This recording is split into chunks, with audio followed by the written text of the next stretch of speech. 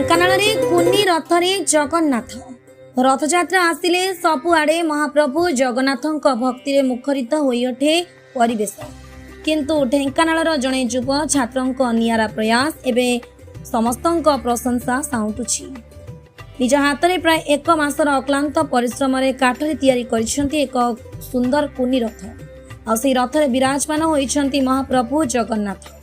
आसंतु देखिबा इस स्वतंत्र रथयात्रार एक सुंदर झलक।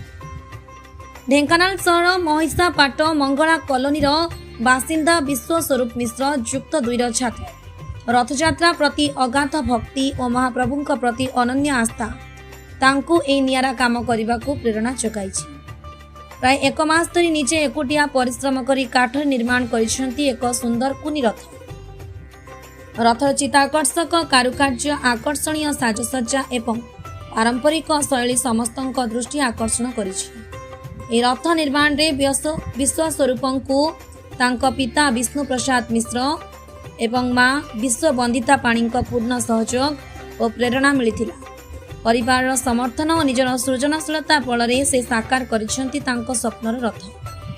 पवित्र रथयात्रा अवसर में महाप्रभु पहंडी विजय संपन्न होइतिला। समस्त नीतिकांति पालन कराजिबा परे कुनी रथरे महाप्रभु को विराजमान करा जायतिला। या परे कुनी कुनी भक्त मानक द्वारा आरंभ होइतिला रथ टणा। रथ टाणीबारे सामिल होइतिले कुनी कुनी पिलांक भक्ति उत्साह हरिपोल ध्वनि रे मुखरित होई उठितिला समग्र साही परिवेश। रथटी साही परिक्रमा करने समय भक्त मानक हुलुहुली और हरिपोल ध्वनि प्रकंपित होई उठितिला मंगला कॉलोनी। महाप्रभु प्रति भक्ति और परंपरा प्रति सम्मान एक नियारा उदाहरण सृष्टि करिसेंती।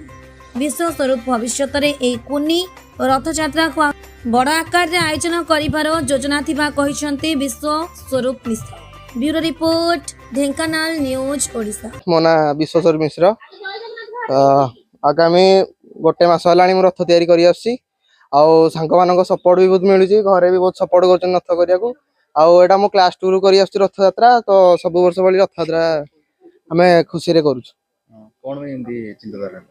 चिंताधारा तो जेहेतु आम जगन्नाथ आम माने स्रष्टा ठाकुर तो प्रति मोर सब ये चिंताधारा भक्ति थाए तो रथ यात्रा करने को मत बहुत भल लगे।